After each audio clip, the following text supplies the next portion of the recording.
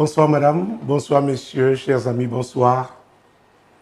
Nous sommes heureux de vous savoir là encore pour ce rendez-vous du lundi 21h, heure du Cameroun, l'heure de solution sur ma page Facebook. Nous déclarons toujours au commencement, au début, n'est-ce pas, de chaque émission, nous proclamons le règne de Jésus. Nous déclarons que nous sommes sous la couverture de son sang et que c'est l'Esprit de Dieu qui nous conduit. Premier courrier, s'il vous plaît. Bonsoir, apôtre. J'ai des soucis avec la femme que je vais épouser parce qu'elle veut à tout prix voyager. Elle a fait 2 tentatives qui ont échoué et ne veut pas comprendre que ce n'est pas la volonté de Dieu. Je m'occupe d'elle, je lui donne tout, mais elle reste aveuglée par le diable. Comment dois-je prier? Waouh! J'ai l'habitude de dire que parfois le diable même se demande, on m'accuse, on m'accuse, on m'accuse, est-ce que je suis toujours responsable, n'est-ce pas, de tout ce dont on m'accuse? Notre ami, il n'a pas donné son nom, il parle de la femme qu'il veut épouser. Et cette femme veut voyager, 2 volontés. 2 volontés qui risquent, ou alors qui sont contradictoires.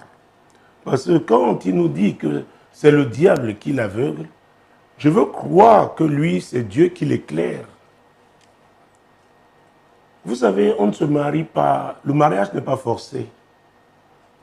Et j'ai l'habitude de dire aux gens, que ce soit les jeunes gens qui veulent se marier, des hommes ou des femmes, n'est-ce pas?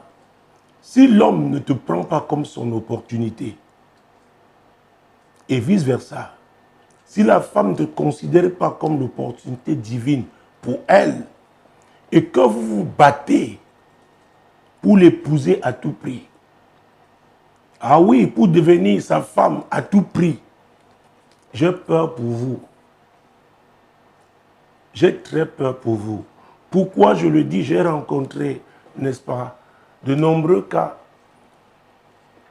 Les gens qui sont mariés au rabais,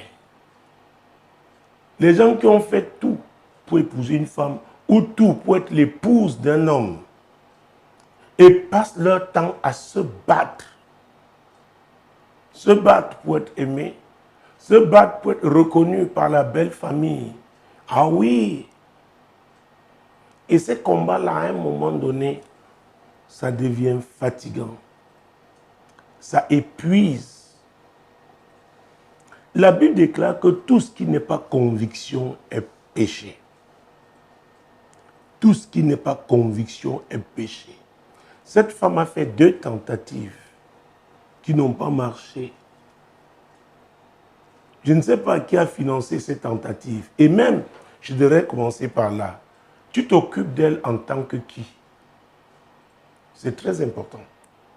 Parce qu'il y a des femmes là dehors qui disent, bon, pour le moment, j'ai besoin de lui, mais j'ai mon objectif. Ah oui. Et son objectif, c'est de voyager. Nous avons eu des cas, des femmes qui abandonnent des enfants. J'ai dit des enfants, femmes mariées, pour prendre la route de l'aventure, pour aller en Europe, pour aller en Amérique du Nord. Il faut faire très attention.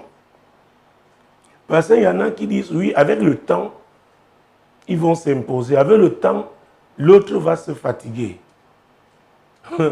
Mais si l'autre a fait une fixation, si l'autre reste fermement engagé à son projet, j'ai peur pour vous. Et cher ami, véritablement, j'ai peur pour toi.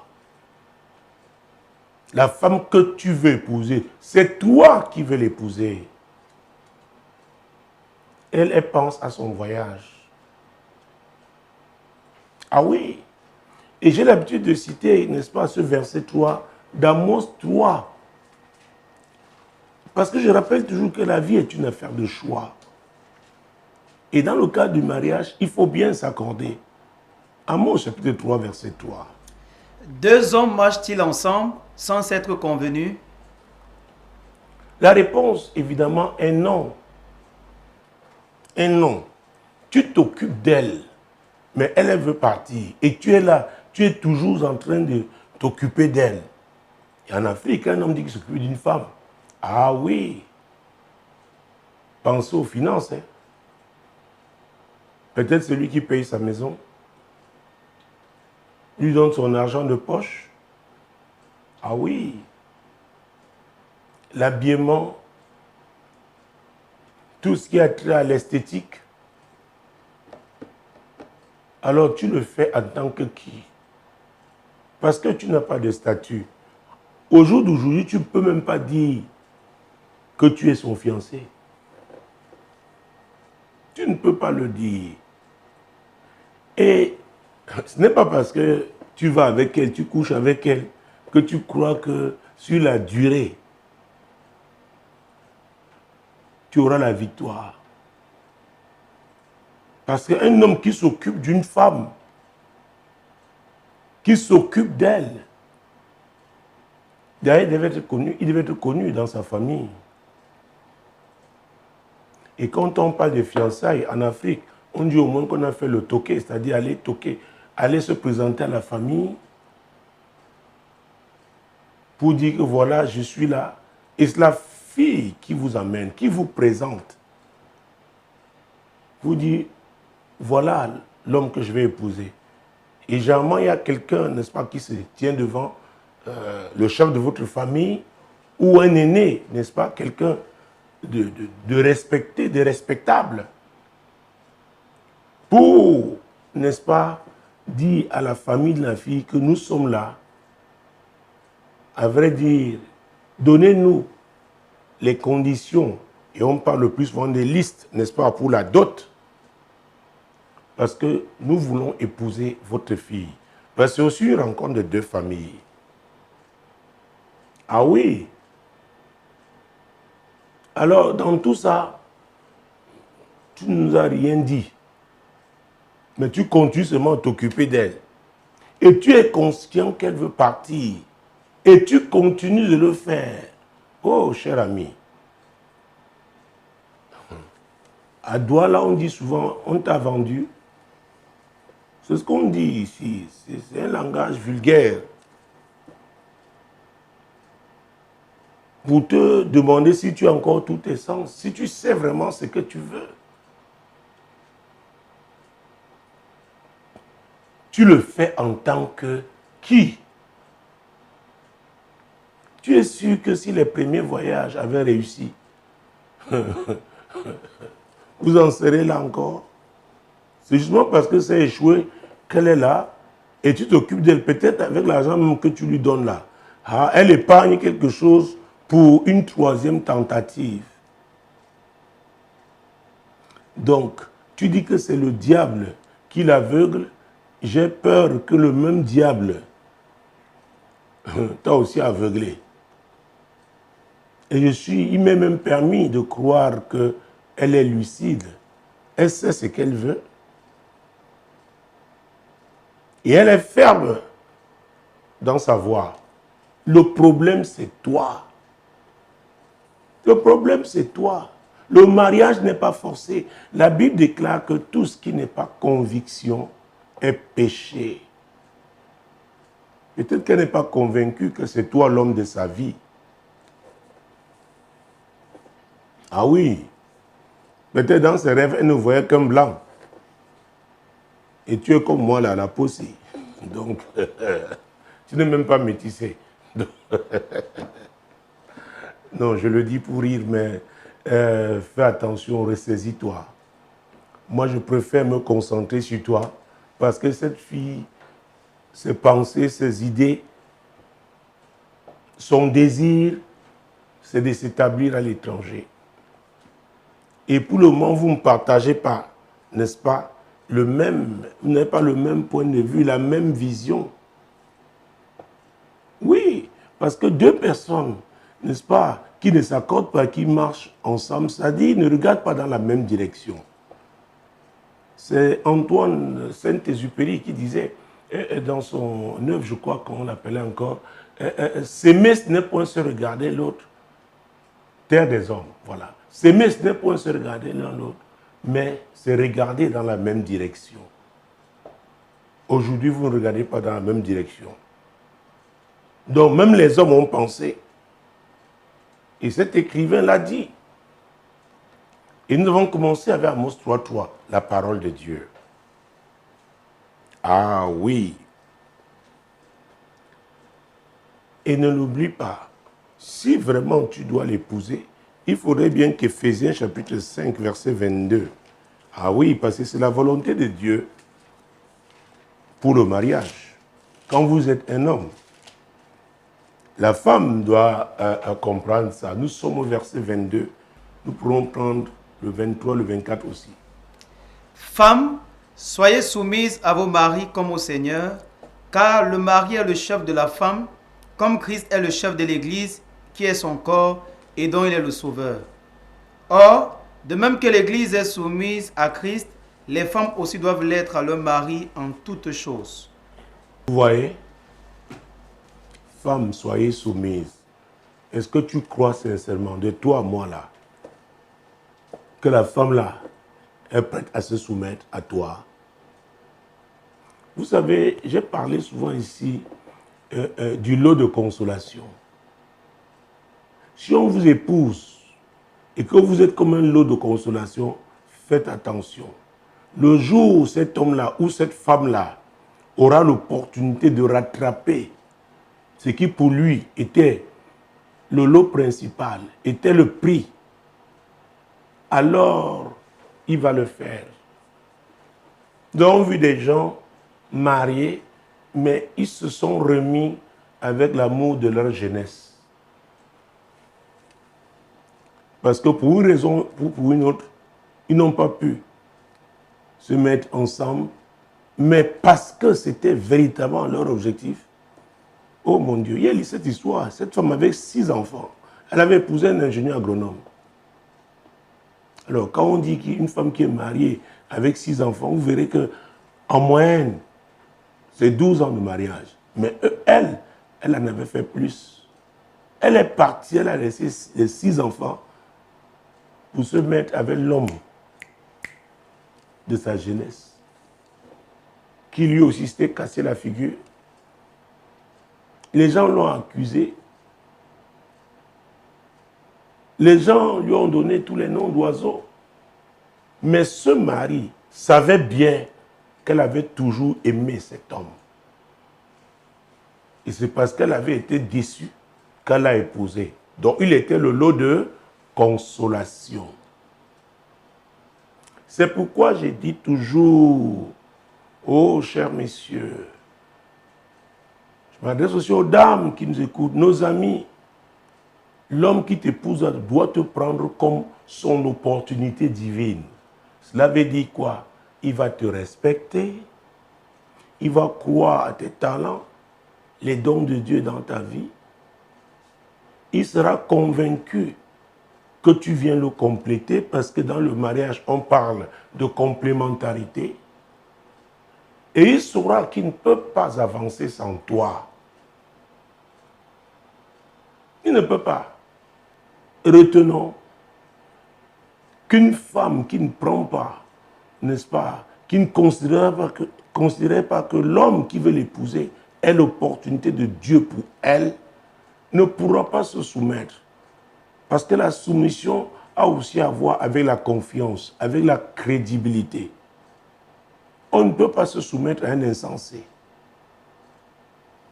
On ne peut pas se soumettre à quelqu'un qu'on n'aime pas. On ne peut pas se soumettre à un homme qu'on exploite. On le garde là en attendant la vraie opportunité. Et quand un homme accepte ça, il a accepté de souffrir. Il y a aussi des femmes qui acceptent ça. Elles savent bien que l'homme là, voilà la femme qu'il aime. Mais elle s'engage en espérant qu'elle pourra renverser la vapeur, n'est-ce pas, au fil du temps. Mais, les amis, il y a un type d'amour, oh, qu'il est difficile de déraciner. Ce n'est qu'une affaire de temps. Ce n'est qu'une affaire de temps. Et si on lisait alors Ecclésiaste chapitre 4, nous connaissons bien ces versets, nous les avons lus plusieurs fois dans cette émission, Ecclésiaste chapitre 4. Nous prendrons essentiellement en 2 versets, les versets 9 et 10. Ecclésiaste, si vous êtes à Proverbe, avancez, mon Dieu, mon roi, Jésus-Christ de Nazareth. Proverbe, vous avancez, Jésus-Christ de Nazareth. Quand vous trouverez Ecclésiaste, prenez le chapitre, j'ai dit chapitre 4, c'est ça? Versets 9 et 10. 2 valent mieux qu'un parce qu'ils retirent un bon salaire de leur travail. Car s'ils tombent, l'un relève son compagnon. Mais malheur à celui qui est seul et qui tombe sans avoir un second pour le relever. La Bible parle, n'est-ce pas, du salaire qu'ils retirent de leur travail. C'est-à-dire ensemble travaillent. Ils coopèrent. Ils font des efforts ensemble. Ils s'accordent sur le type de sacrifice à faire aujourd'hui parce que demain, voilà ce qu'on aura. Oui, donc, il faut un accord. Il faut un accord. Si cela est valable pour les affaires, a fortiori le mariage. Parce que notre ami, quand il nous écrit, il veut que nous prions. Puisqu'il dit que c'est le diable qui aveugle la femme. Oh mon Dieu. Je viens de me rappeler cette histoire. Une femme, une jeune femme, à l'époque, c'était le CUS, donc bac plus 6 pour devenir médecin généraliste. Et elle disait toujours à cet homme, écoute, attends que je finisse mes études. Et 6 ans après le bac, c'est long, c'est pas 2 jours. Et le gars était toujours là, était toujours là, était toujours là. Pendant qu'elle faisait un stage quelque part, elle a rencontré un monsieur. Et c'était vraiment le style d'homme qu'elle voulait. Mon Dieu, mon roi, le jour de sa soutenance, l'homme qui avait toujours été avec elle, pendant toutes ces années, depuis le secondaire, il n'a pas eu droit aux photos d'honneur. C'était le nouveau mec, comme on dit dans le monde. Ah oui, les gens s'étaient énervés, les gens étaient... Mais écoutez, quand vous-même, vous acceptez de souffrir parce qu'il n'y a pas d'issue, oui, et vous continuez, vous pouvez mourir dans cette affaire et on va vous enterrer. On va vous enterrer. Et pour finir, elle a dit à cet homme que vraiment, à l'époque, elle pensait que ça pouvait être lui, mais là, elle se rend compte que non, ce n'est pas possible. Ça avait été terrible. Terrible. Terrible. Parce que même le nouveau mec ne l'a pas épousé. C'était un donjon. Il jouait. Lui-même attendait une autre. Et c'est celle-là qu'il a épousée. Donc, heureusement, il y a eu une opportunité pour aller en spécialisation. Elle est partie. Donc, il faut faire très attention. Le temps est précieux. La Bible déclare qu'il y a un temps pour tout. Et c'est dans Ecclésiaste, n'est-ce pas? Chapitre 3, verset 1. Il y a un temps pour tout. Un temps pour toutes choses sous le soleil. Ne laissez pas que ce soit les autres qui gèrent votre temps. Faites très attention. Ouvrez les yeux. Soyez un homme. Et si c'est une femme, ouvrez les yeux. Il s'agit de votre vie. Ne permettez à personne d'hypothéquer votre vie. C'est pourquoi j'ai l'habitude de dire aux gens, quand ça ne va pas, acceptez de faire le deuil et pleurez véritablement. Et Dieu vous sortira de là un jour. Dieu va guérir votre blessure. Et là, ce sera un nouveau départ. Parce que l'Éternel ne l'a-t-il pas dit? Et c'est dans Somme chapitre 127, verset 1. C'est très, très important. Somme chapitre 127, verset 1. Si l'Éternel ne bâtit la maison, ceux qui la bâtissent travaillent en vain. Si l'Éternel ne garde la ville, celui qui la garde veille en vain. Alors, le Seigneur ne peut pas bâtir avec le mensonge. Et vous savez, il y a ce que j'appelle l'esprit d'ajournement. On vous dit, écoutez, bon, dans 2 ans, on va se marier. Dans 2 ans, on dit, non, tu sais, vraiment, vous laissez un autre gérer votre temps. Suspendre votre vie. Vous avez choisi de souffrir. Vous avez choisi de souffrir. N'épousez jamais une femme qui ne considérait pas que vous êtes l'opportunité divine pour elle. Qui ne va pas louer Dieu pour le type d'homme, n'est-ce pas, qu'il lui a donné. Et vice-versa. N'épousez pas, ne devenez pas l'épouse d'un homme, n'est-ce pas, qui ne loue pas Dieu pour vous. Ah oui. Qui croit qu'il peut avancer sans vous. Donc vous êtes comme un meuble à la maison, comme un pot de fleurs. Vous savez, on doit être honnête avec soi-même. C'est très important. On doit savoir ce qu'on veut. Il y a ce dicton qui dit « Qui remet à demain trouve un malheur à chemin ». Les affaires qu'on ajourne toujours, on ajourne toujours. Et le plus souvent, ces personnes qu'ils font attendent. Oui.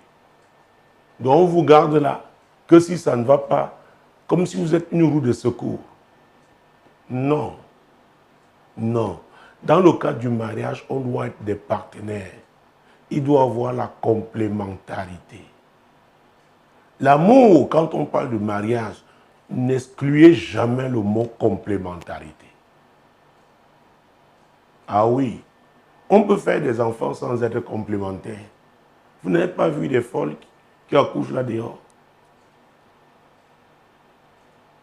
C'est pourquoi on doit pouvoir s'accorder. Je ne dis pas qu'on sera d'accord, n'est-ce pas, sur tous les sujets, mais pour l'essentiel. Parce qu'il y a un prix à payer. Il y a des sacrifices à faire à cause de l'objectif que vous avez. Alors, si ce n'est pas partagé, comment l'autre acceptera de faire des sacrifices?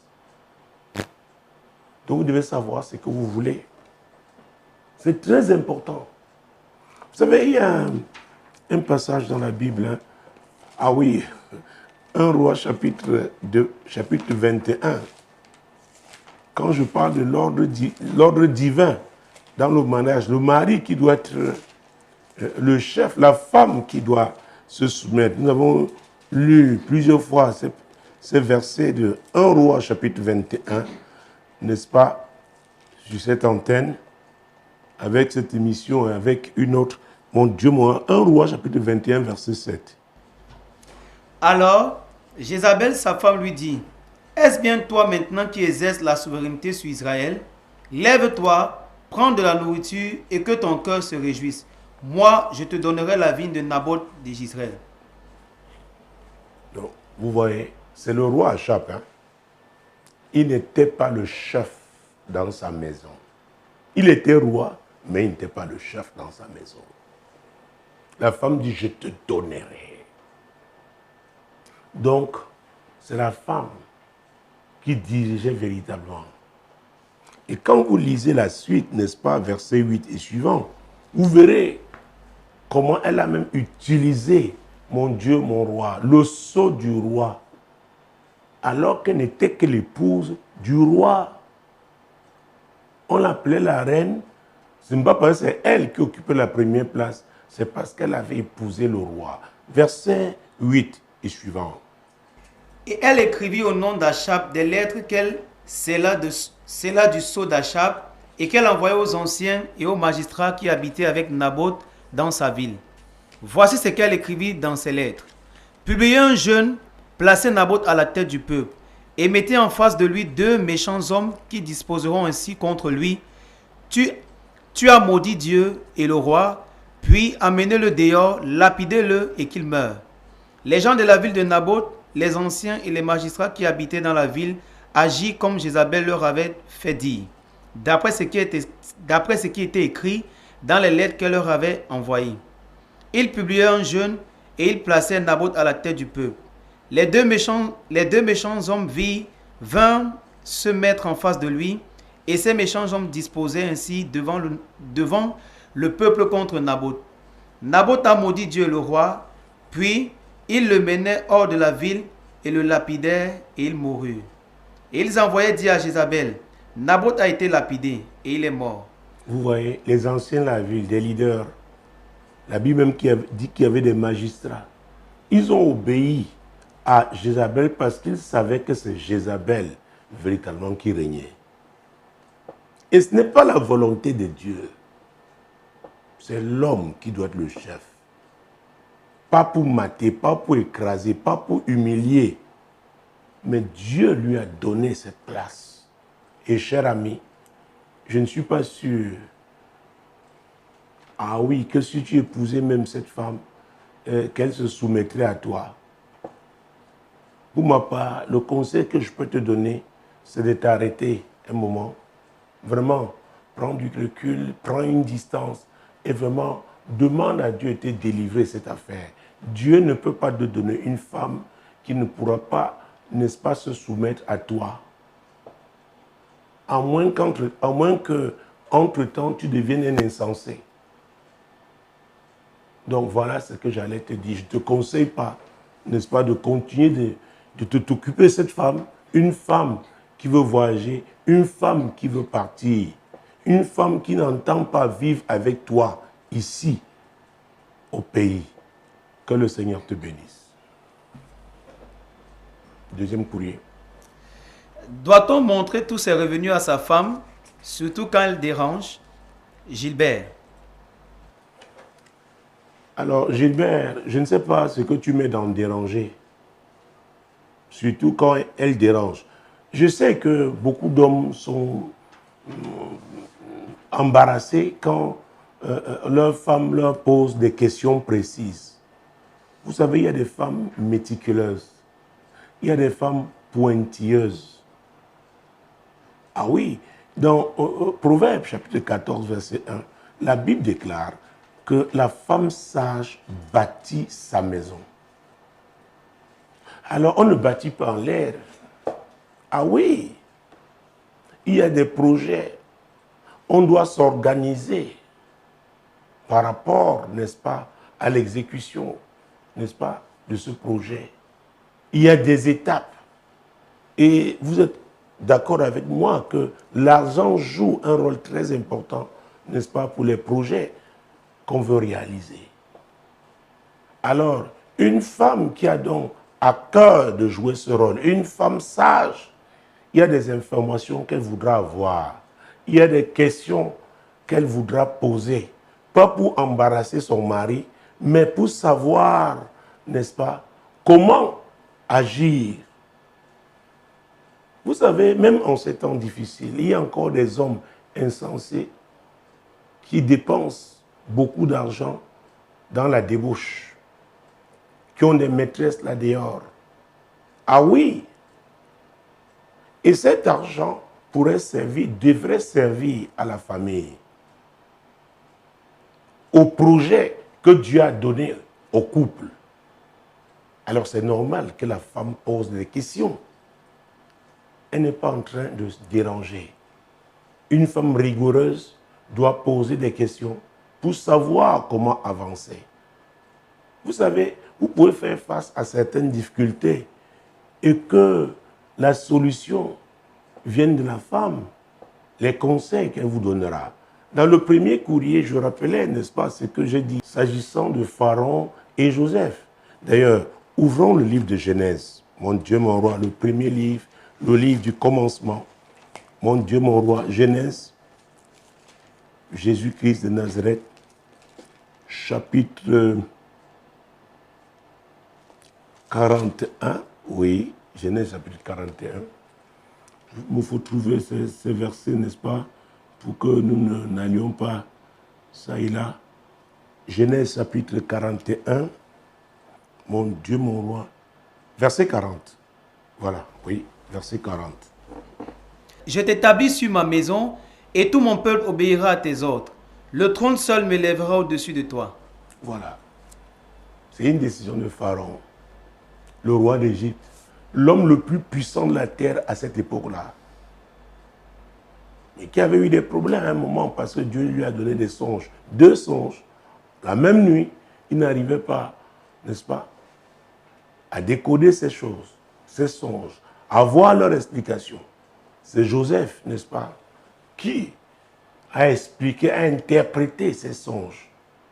Et il a dit, mais si toi, tu as eu cette sagesse-là, je pense que c'est toi qui es bien placé, n'est-ce pas, pour nous aider à gérer les 7 autres années qui seront plutôt difficiles. Et il dit donc à Joseph, je t'établis, tu deviens le numéro 2, il n'y a que le trône qui me mettra au-dessus de toi. Et hier, je le disais, c'est pour la première fois que je le disais, il peut arriver que dans un mariage, une femme soit Joseph. Donc le pharaon, le chef, continue d'avoir sa place de chef, mais Dieu a donné la sagesse à la femme. Et c'est pourquoi j'ai cité le premier verset de Proverbes chapitre 14. La femme sage bâtit sa maison. Donc Pharaon était le numéro 1, Joseph le numéro 2, et il lui a donc donné la responsabilité de conduire, n'est-ce pas, les affaires du royaume, notamment au plan économique. Et c'est pourquoi, mon Dieu, mon roi, au verset, mon Jésus-Christ de Nazareth, laissez-moi trouver ce verset, verset 55 et suivant. Nous sommes toujours dans Genèse chapitre 41. Oui. Quand tout le pays d'Égypte fut aussi affamé, le peuple cria à Pharaon pour avoir du pain. Pharaon dit à tous les Égyptiens, allez vers Joseph et faites ce qu'il vous dira. La famine régnait dans tout le pays. Mon Dieu, mon roi. Allez, c'est ce que le Pharaon dit. Allez voir mon numéro 2. Il a des compétences. Il va vous aider. Et surtout, faites tout ce qu'il va vous demander de faire. Parce que même comme il a toutes ses compétences, il m'est soumis. Et vous aussi, vous devez lui être soumis. Donc, obéissez. Suivez les instructions qu'il vous donnera. Donc, Pharaon avait reconnu les qualités, n'est-ce pas, de Joseph. Beaucoup d'hommes souffrent aujourd'hui parce qu'ils ne reconnaissent pas, n'est-ce pas, les dons et talents que Dieu, a placés dans la vie de leur femme, que Dieu leur a donné à leur épouse. Et parce qu'ils croient que c'est avec les muscles qui vont s'imposer, alors ils deviennent fourbes, s'embourbent, alors que Dieu les a bénis en leur donnant une femme sage. Une femme sage, c'est très important. Ah oui, Gilbert. Donc, j'ai commencé en disant que je ne savais pas ce que tu avais mis dans déranger. Mais si vraiment elle te dérange par des questions pertinentes qu'elle te pose, tu ferais mieux de répondre à ces questions. C'est pour votre bien. C'est pour votre bien. Il y a l'histoire de cette femme qui, après une douzaine d'années de mariage, mon Dieu, mon roi, elle a surpris son mari parce que dans l'argent de poche qu'il lui donnait, elle épargnait quelque chose. Et elle était dans une sorte d'association de femmes de tontine. Et chaque année, elle gagnait quelque chose, elle replaçait. Au bout de 12 ans, elle lui a dit, bon, écoute, nous n'avons pas de terrain. Je pense que c'est le moment. L'homme lui dit, oh, vraiment, comme je n'ai pas le nécessaire. Il dit, voilà ma contribution. Elle lui a dit, voilà ma contribution. L'homme était abasourdi. La femme sage. La femme sage. C'est très important. Ah oui, nous connaissons l'histoire d'une autre femme. Nous avons aussi parlé d'elle il n'y a pas très longtemps. Dans cette émission, 1 Samuel 25. Vous savez, nous appuyons toujours sur la parole de Dieu. Et cela fera bientôt 22 ans que ça dure. Vous voyez, la parole de Dieu tient. Dieu veille sur sa parole pour l'exécuter. C'est pourquoi tout conseil qui n'est pas fondé sur la parole de Dieu, parce que c'est Dieu qui bâtit. Nous avons vu que ceux qui bâtissent, s'ils ne bâtissent pas avec Dieu, travaillent en vain. C'est pourquoi je me réfère toujours, n'est-ce pas, à la parole de Dieu. Oui, avant que nous prenions ces versets, je dois rappeler à nos amis qui nous suivent, qui suivent régulièrement ce programme tous les lundis, 21h heure du Cameroun, qu'il est possible pour eux aussi d'offrir cette opportunité à leurs amis, n'est-ce pas, qu'ils soient sur le continent africain ou ailleurs, parce que cette émission, on peut la suivre de toutes les villes de la terre. Ah oui, il suffit seulement d'avoir un téléphone. Si c'est un téléphone Android, alors vous pouvez télécharger l'application Samuel Tateux Ministries, n'est-ce pas, via Play Store. Et si c'est un téléphone iOS, alors c'est aussi possible de télécharger cette application Samuel Tateux Ministries via App Store. Donc partagez, vous savez, c'est la lumière de Dieu. Jésus s'invite dans les ménages. C'est lui la véritable lumière qui éclaire tout homme. Alors, Jésus va vous aider à prendre de bonnes décisions. Il vous aidera à rectifier le tir si ça n'a pas été bien fait au départ. C'est lui qui est la solution. Et cette émission, ce programme, c'est l'heure de solution. Alors, nous étions en train de vouloir lire 1 Samuel, chapitre 25. Prenons les versets 2 et 3 pour commencer. Il y avait à Maron un homme fort riche, possédant des biens à Carmel. Il avait 3000 brebis et 1000 chèvres, et il se trouvait à Carmel pour la tonte de ses brebis. Le nom de cet homme était Nabal, et sa femme s'appelait Abigaël. C'est une femme de bon sens et belle de figure, mais l'homme était dur et méchant dans ses actions. Il descendait de Caleb. Vous voyez cette introduction déjà, je peux m'arrêter là. Un homme qui est riche, mais la Bible dit que cet homme-là, Nabal, mon Dieu, mon roi, Jésus-Christ, c'était un homme dur, un homme méchant. Ah oui, et nous le verrons même dans la suite. Nous le verrons parce qu'il y a les versets qui suivent. Sa femme sera plus claire quand elle parlera de son mari. Mais Abigaël, la Bible dit que c'est une femme de bon sens. Donc c'était une femme sage. Pendant longtemps, on croyait que les belles femmes ne sont pas sages. Elle était belle de figure. Mais l'homme était dur et méchant dans ses actions. Pas seulement dans les pensées, mais dans les actes qu'il posait. Donc ça peut arriver. Mais cet homme devrait comprendre que la femme que Dieu lui a donnée, ah oui, est une bénédiction pour lui, qui devait bénéficier de sa sagesse. Ah oui, mon Dieu, mon roi. Versets 14 à 17. Un des serviteurs de Nabal vint dire à Abigaël, femme de Nabal, voici, David a envoyé du désert des messagers pour saluer notre maître qui les a roudoyés. Et pourtant, ces gens ont été très bons pour nous. Ils ne nous ont fait aucun outrage et rien ne nous a été enlevé tout le temps que nous avons été avec eux lorsque nous étions dans les champs. Ils nous ont nuit et jour servi de muraille tout le temps que nous avons été avec eux, faisant paître les troupeaux.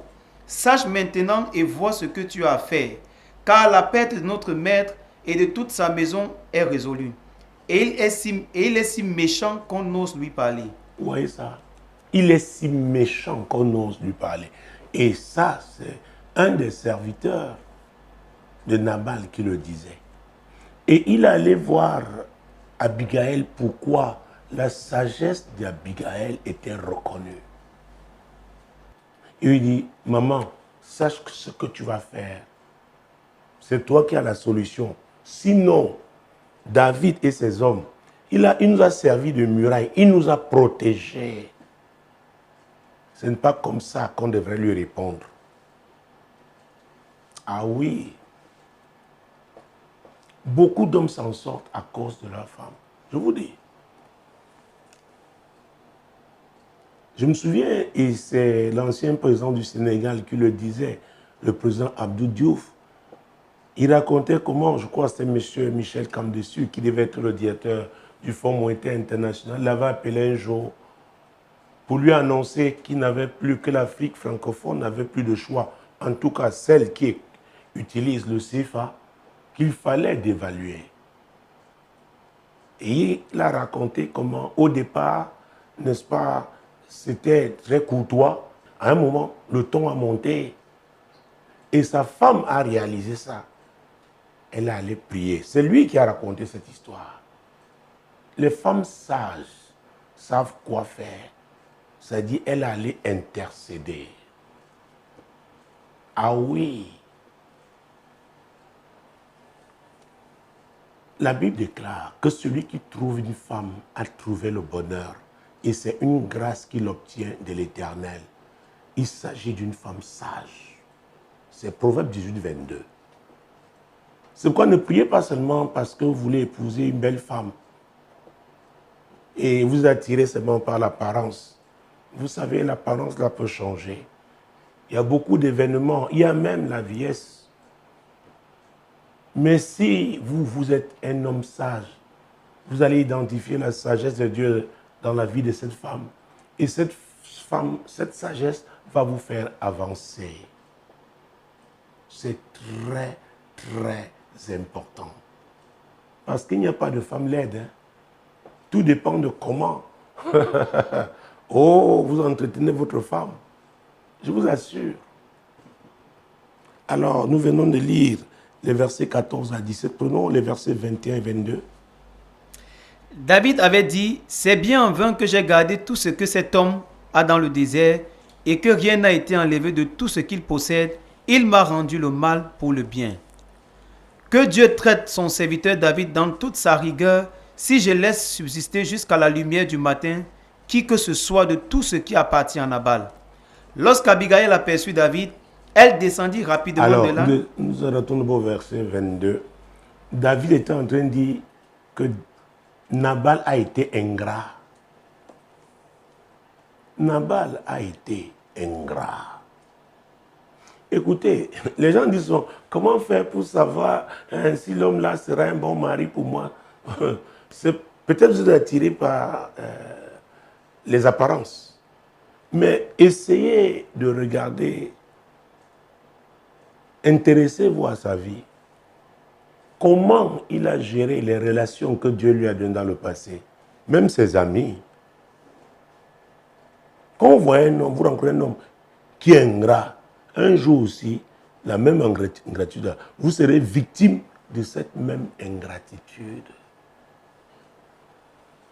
Vous rencontrez un homme et Dieu vous montre ses actes de méchanceté qu'il a eu à poser et vous croyez que c'est avec vous que ça va changer. Je pense que Abigail croyait qu'elle pouvait changer son homme, son époux. Mais malheureusement, c'était un homme méchant. Il y a aussi des femmes méchantes. Alors, continuons. Lorsqu'Abigail aperçut David, elle descendit rapidement de l'âne, tomba sur sa face en présence de David et se prosterna contre terre. Vous voyez la sagesse de cette femme? Elle veut désamorcer. Ah oui! C'était déjà une crise. Et David était décidé. Et il avait des hommes et des armes lui permettant de raser toute la maison de Nabal. Voilà comment sa femme réagit. Une femme sage, oui. Puis, se jetant à ses pieds, elle dit, « À moi la faute, mon Seigneur. Permets à ta servante de parler à tes oreilles et écoute les paroles de ta servante. Que mon Seigneur ne prenne pas garde à ce méchant homme, à Nabal, car il est comme son nom. Nabal est son nom, et il y a chez lui de la folie. Et moi, ta servante, je n'ai pas vu les gens que mon Seigneur a envoyés. » Vous voyez ça? Et c'était vrai. Il est méchant. Il y a la folie en lui. Oh! Et sa femme, son épouse qui parle. elle-même certainement avait été victime de la méchanceté de son époux. La question de Gilbert était de savoir si on doit montrer tous ses revenus, n'est-ce pas, à sa femme. Si Dieu vous a donné une femme sage, les femmes sages savent gérer. Ah oui, elles savent gérer. Si vous voyez comment les femmes, surtout en cette période difficile, avec l'inflation, les produits alimentaires sont devenus chers, hors de prix. Quand vous voyez comment, chez nous on dit jongler, comment elles se battent pour pouvoir faire à manger. Ah oui, vous comprendrez que nous les hommes, nous ne pouvons pas. Nous ne pouvons pas. Écoutez, pour que la femme soit formée, Dieu avait dit une chose, qu'il n'est pas bon que l'homme soit seul. Adam avait déjà travaillé. Il avait nommé tous les oiseaux, mais il avait atteint sa limite. La femme vient compléter l'homme. C'est très important. Donc on doit la laisser, n'est-ce pas, œuvrer. Ah oui, elle n'est pas parfaite, elle peut faire des erreurs, mais en somme, la femme sage va faire avancer la maison, va faire avancer la famille. Alors, la suite. Maintenant, mon Seigneur, aussi vrai que l'Éternel est vivant et que ton âme est vivante, c'est l'Éternel qui t'a empêché de répandre le sang et qui a retenu ta main. Que tes ennemis, que ceux qui veulent du mal à mon Seigneur soient comme Nabal. Accepte ce présent que ta servante apporte à mon Seigneur et qu'il soit distribué aux gens qui marchent à la suite de mon Seigneur. Vous voyez, un homme riche, il fallait seulement quelques pains, il fallait seulement, mais méchant. Méchant. C'est un homme qui ne s'occupait même pas de pauvres. Il n'avait pas de compassion. Lui et lui seul. Ah oui. Et l'apôtre Paul s'adressant à Timothée dans 1 Timothée 6, verset 10, il parlait de l'amour de l'argent, qui est la racine de tous les maux. Et il avertissait Timothée disant qu'il y a des gens dans la foi, des chrétiens, qui ont quitté la foi à cause de l'amour de l'argent. Et ils sont retrouvés eux-mêmes, ils sont plongés eux-mêmes dans bien de tourments.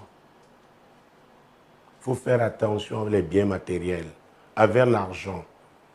L'argent doit être à notre service. Ce n'est pas nous qui devons être au service de l'argent. Ah oui. C'est très important. C'est très important de le comprendre. Alors, on est à quel verset? Oui. Pardonne, je te prie, la faute de ta servante, car l'Éternel fera à mon Seigneur une maison stable. Pardonne, car mon Seigneur soutient les guerres de l'Éternel, et la méchanceté ne se trouve jamais en toi, ne se trouvera jamais en toi. Vous voyez, elle était en train d'intercéder. Elle est venue avec les présents, elle s'est prosternée et elle a parlé. Ah oui, elle a intercédé. Elle s'est mise entre David et sa maison. Son fou de mari. La suite. S'il s'élève quelqu'un qui te poursuive et qui en veut à ta vie, l'âme de mon Seigneur sera liée dans le faisceau des vivants auprès de l'Éternel, ton Dieu, et il lancera du creux de la fronde l'âme de tes ennemis.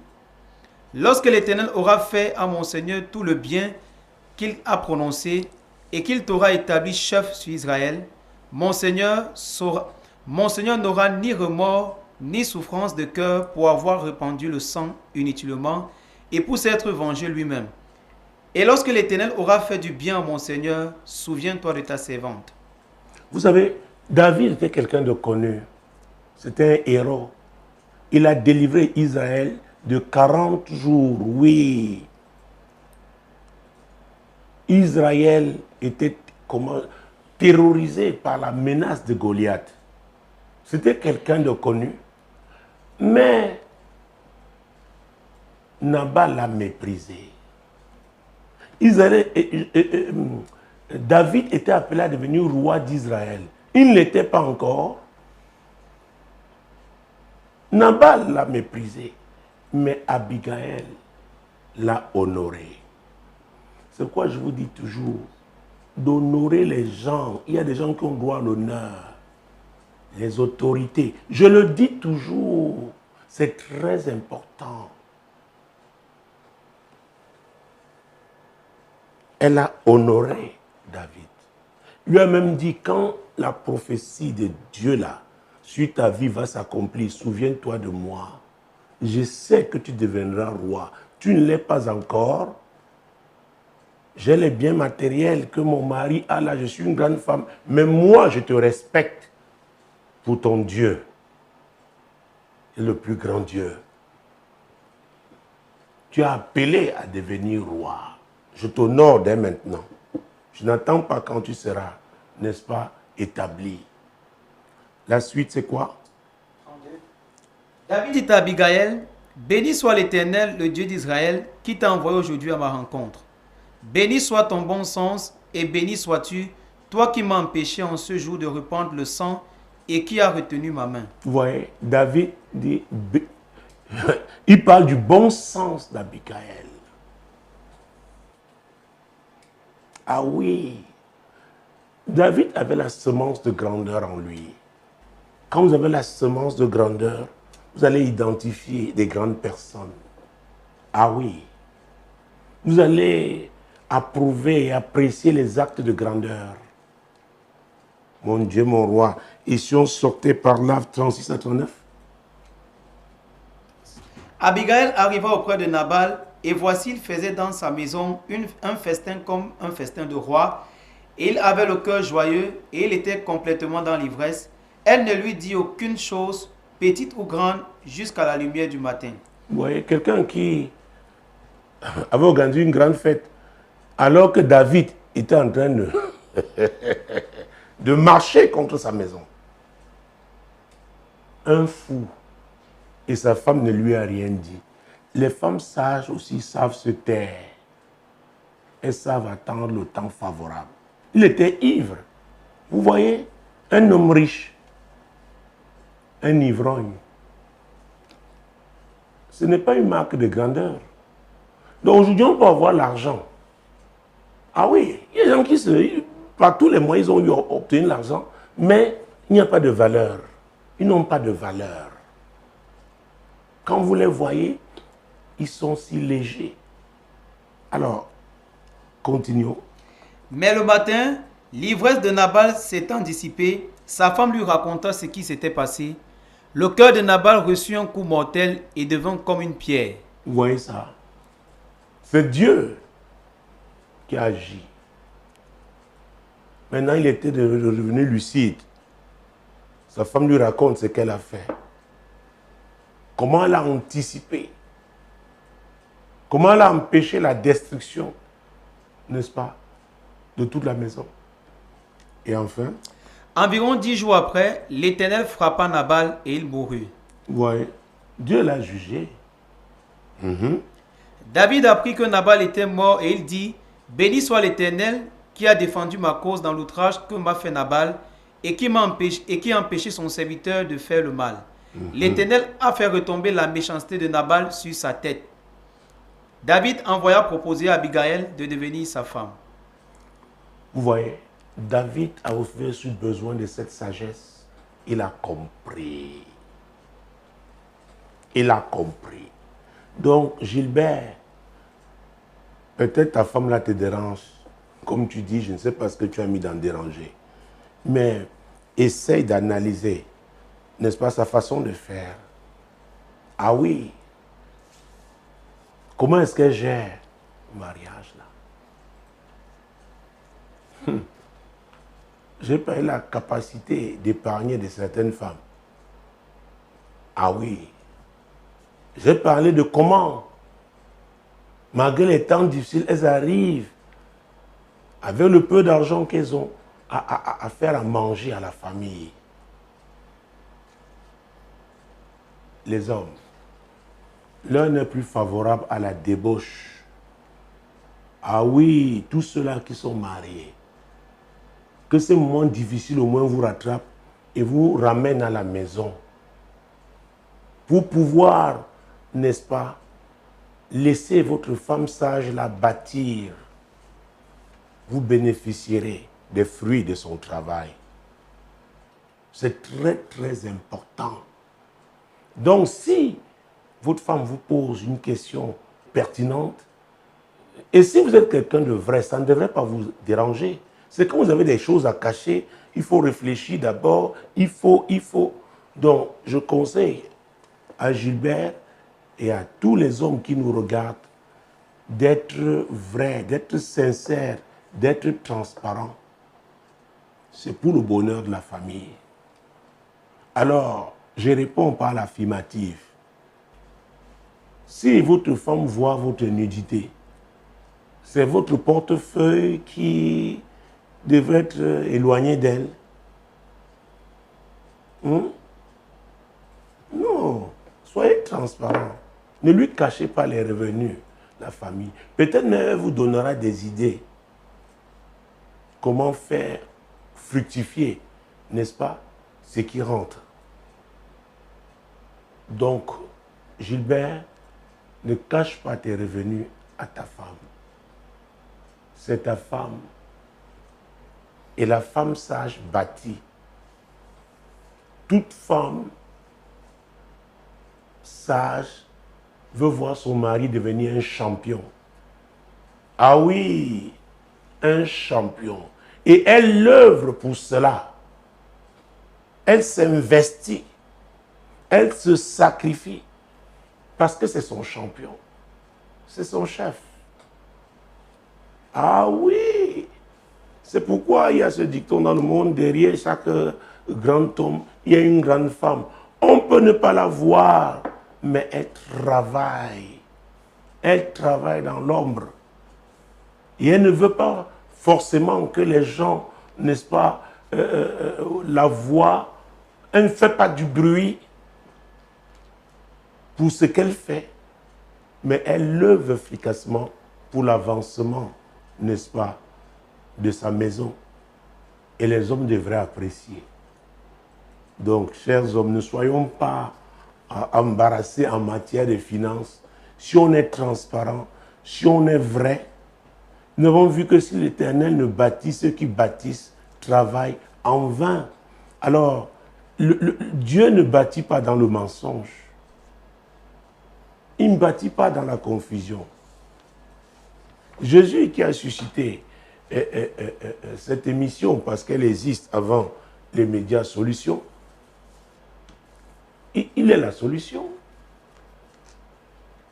Jésus a dit, je suis le chemin, la vérité et la vie. Alors, du moment où vous abandonnez la vérité, vous avez choisi, n'est-ce pas, la voie de la destruction. Donc, je te conseille la vérité. Je te conseille la sincérité, la transparence. Parle, n'est-ce pas, à ta femme, discutez et présente-lui qu'elle sache combien, n'est-ce pas, ce que tu gagnes. Ah oui, il y a des gains qui peuvent être directs, il y a des gains indirects parce que peut-être vous êtes un technicien et de temps en temps pouvoir aller, n'est-ce pas, gagner des petits marchés ça et là, qu'elle sache. Et c'est même bien pour les hommes parce qu'on ne vous posera pas des problèmes qui soient au-dessus de vos revenus. Je vous assure. Donc je vous conseille, n'est-ce pas, d'être transparent en matière financière. Je voudrais que nous prions. Je veux que nous prions. Le premier courrier, nous avons eu affaire à un homme qui n'a pas compris la notion de temps et qui se laisse, n'est-ce pas, entraîner par une femme qui n'est pas engagée à l'épouser, mais qui, elle, pense à s'établir à l'étranger. Alors, le premier sujet de prière ce soir, prions pour tous ceux-là qui n'ont pas le sens de priorité. C'est très important. Qui n'ont pas le sens de priorité dans leur vie, prions afin que Dieu les aide. Parce que Jésus lui-même a dit, cherchez premièrement le royaume et la justice de Dieu. Et toutes ces choses vous seront données par-dessus. Donc la notion de priorité est très importante. Ne permettez pas à quelqu'un de vous perdre le temps. D'accord? Prions. Seigneur, je prie pour tous nos amis, pour tous mes amis, n'est-ce pas, dans le cadre de ce programme. Mes amis sur Facebook, Seigneur, je prie, ceux-là qui étaient encore aveuglés, ceux-là qui n'avaient pas encore compris la notion de priorité, Seigneur, ceux-là qui laissaient que d'autres gèrent leur temps, Seigneur, l'ajournement fait souffrir. L'ajournement crée des catastrophes dans les vies. Seigneur, je prends l'ami qui nous a écrit, c'était le premier courrier, comme point de contact, pour prier pour tous mes amis, afin qu'ils aient le sens, n'est-ce pas, des priorités, afin qu'ils ne laissent pas d'autres gérer leur vie. Ah oui, qu'ils s'aiment eux-mêmes et désirent véritablement accomplir avec Dieu sa volonté. Et pour le deuxième courrier, donc, il y a des hommes qui ont des problèmes avec la transparence. Seigneur, je prie, oh Dieu, tous ces hommes qui ont du mal à parler de leur revenu aux femmes, Seigneur, je prie afin que tu les touches, qu'ils comprennent que c'est même dans leur intérêt et c'est dans l'intérêt de famille. Tu nous as parlé de la femme sage. Seigneur, je veux prier pour que tout homme qui aspire au mariage, qui te craint, Seigneur, qu'il identifie la femme sage que tu as préparée pour lui au nom de Jésus. Oui, Seigneur, c'est ma prière. Je prie pour tous mes amis, oui, qui crient à toi pour une femme. Parce qu'ils te craignent, et c'est très important. Alors, il leur faut une femme sage. Aide-les, Seigneur, à identifier les femmes, n'est-ce pas, chacun en ce qui le concerne, la femme sage que tu as préparée pour lui. Et alors, il sera heureux avec cette femme. Et surtout, qu'il sache comment, n'est-ce pas, la garder. Et pour finir, Seigneur, je prie pour tous ceux-là qui sont dans des situations difficiles en ce moment et ils crient à toi pour un miracle. Je ne sais pas de quelle situation il s'agit, mais Seigneur, interviens, accorde à chacun son miracle au nom puissant de Jésus. Mesdames, Messieurs, chers amis, c'était encore un privilège. Pour nous, l'équipe qui m'accompagne, moi, d'avoir été à votre service, demeurez bénis. Shalom. Prochain rendez-vous lundi prochain, lorsqu'il sera 21h du Cameroun. Demeurez bénis.